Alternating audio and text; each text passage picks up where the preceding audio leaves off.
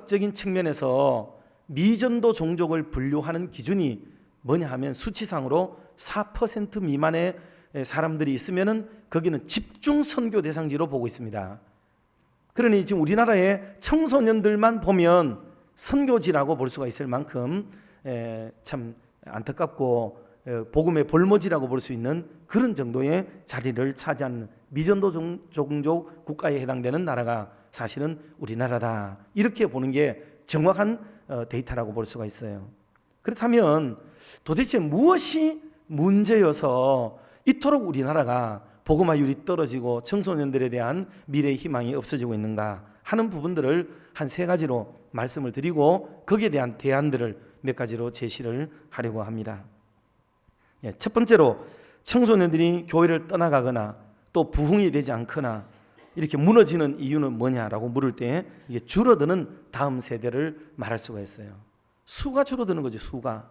이 말은 인구 감소가 사실은 주된 이유라고 보아야만 합니다. 1970년도에는 1970년대쯤 됐을 때는 우리나라의 인구 통계를 보면 태어난 분들이 한 해에 한 75만 명 태어납니다.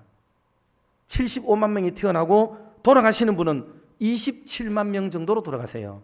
그러니 3분의 1로 나누게 되면 3곱절로 태어나고 1곱절로 돌아가시게 되는 이런 일이 벌어지게 되니까 인구가 계속 상승 추세를 가지고 있습니다. 그런데 작년, 재작년에 이르도록 우리 숫자가 어떻게 되느냐 하면 쉽게 좀 뒤에 끝다리를 좀 떼면 한 27만 명이 태어나고 30만 3천 명 정도가 돌아가시고 27만 정도가 태어나세요. 그러니 숫자가 안 맞는 거죠. 그래서 통계를 내면, 인구 통계를 내면 1도 나오지 않고 0.8을 유지하는 거죠. 그래서 이 우리나라 인구가 계속 지금 아이들이 줄어드는 이 추세를 가지고 있다 하는 것을 이해를 하고 있어야 교회 학교를 정확하게 진단하게 되고 바라보게 되는 시선이 된다라는 것을 강조를 좀 드리고 싶어요. 두 번째로 우리 주일학교가 잘 안 되는 이유 중에 한 가지가 뭐냐 하면 이거는 상처 입은 다음 세대가 되고 있기 때문이에요. 상처를 입고 있어요. 이것은 우리 어른들인 우리들, 저를 포함해서 저도 예배가 아니고 우리 모두가 함께 기성세대, 부모 세대, 어른 세대가 자녀 세대들에게 본을 보이지 못한 이 부분이 무엇보다도 따가운 말씀일 수밖에 없어요. 교회가 항상 어른 중심의 교회로 계속 흘러오고 있죠. 어른 주도적인 교회가 될 수밖에 없어요. 그렇게 해서 흘러내려오는데, 그런데 그 어른들이 주도적인 교회에서 어른들이 본을 보이고 은혜를 끼치고 덕을 세우면 여러분 그 교회 안에 있는 청년 세대, 다음 세대, 학생 세대도 미래 세대도 다 행복하고 좋을 수가 있어요. 그런데 그 어른 세대가 깃발을 잡고 있는 어른 세대가 무너지고 시험에 들고 문제가 생기면 그 이하에 있는 모든 다음 세대 연쇄적으로 무너져 버리게 되고 파산하게 되는 그런 안타까운 모습을 보게 될 수가 있습니다. 그러니 우리 부모 세대들이 조금 더 마음을 기울이고 우리 모두가 내 탓이다, 내 잘못이다, 내가 교회 학교에 아무 문제가 없는 줄 알고 상관이 없는 줄 알았지만 그게 아니라 나의 행동과 언어들이, 표정들이, 이 거친 행동의 바람들이 우리 자녀 세대들에게 심각한 영향력을 행사하고 있었구나라고 여기는 것이 여러분 그게 옳은 진단이라고 볼 수가 있습니다. 세 번째로 우리 주일학교가 힘들어지는 이유는 뭐냐? 그렇기 때문에 사랑에 민감한 아이들이거든요. 사랑에 민감한 세대예요. 그런데 사랑이 없어요. 사랑이. 우리가 물려줄 게 있어도 물려줄 대상이 없다고 할 때 여러분 얼마나 서글프겠어요.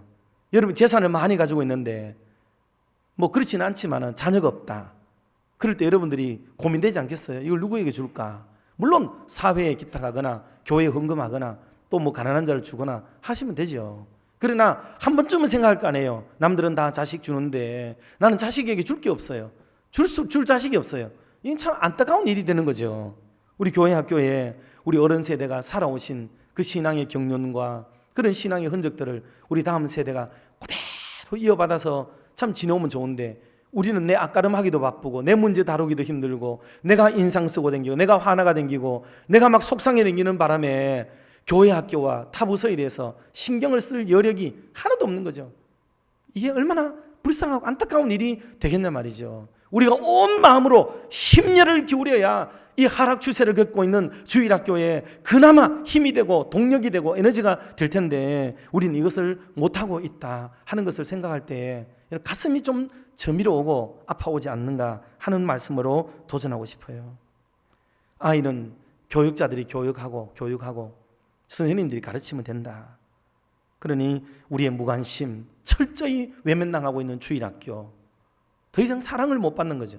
우리가 그 아이들의 인격을 존중해주고 또 모범을 보이고, 그리고 또 아이들이 아프고 힘들고 상처받을 때, 여러분 어려움이 닥쳤을 때 여러분 그걸 성경적으로, 신학적으로, 교리적으로, 그걸 철학적으로, 심리적으로 해석하고 풀어주고 좋습니다. 잘하는 거죠.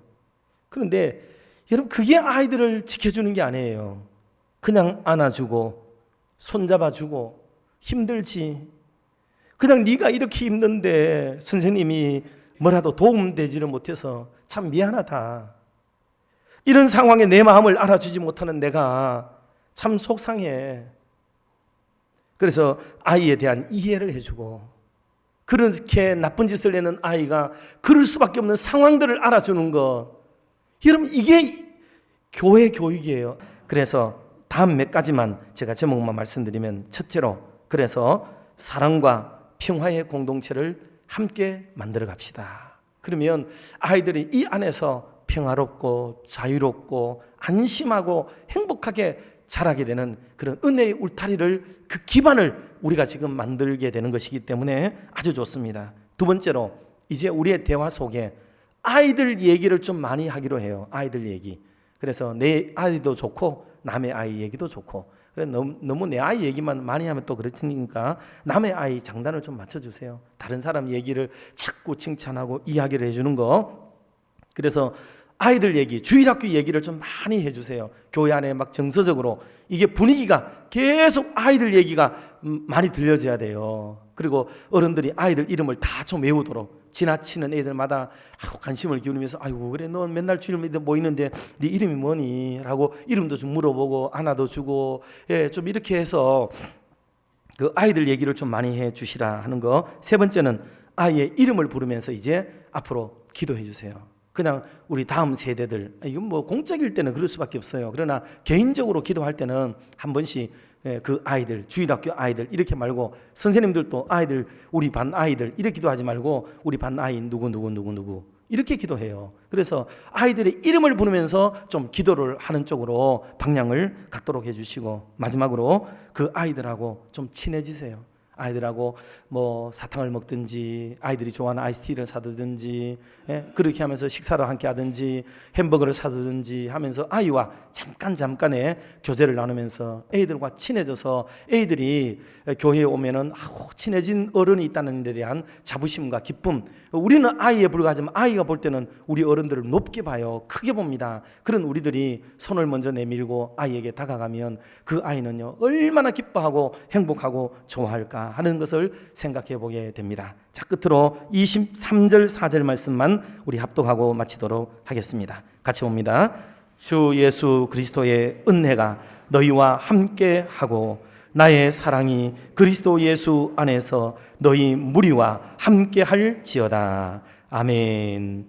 바울이 고린도에 남긴 말씀, 은혜가 함께 있고 사랑이 너희 무리와 함께 할지어다 라는 이 놀라운 축복대로 우리 교회가 은혜가 충만하고 사랑이 넘치는 그런 멋진 교회를 이루면서 다음 세대가 희망 있는 아름다운 교회로 나가게 되기를 주님의 이름으로 축원합니다.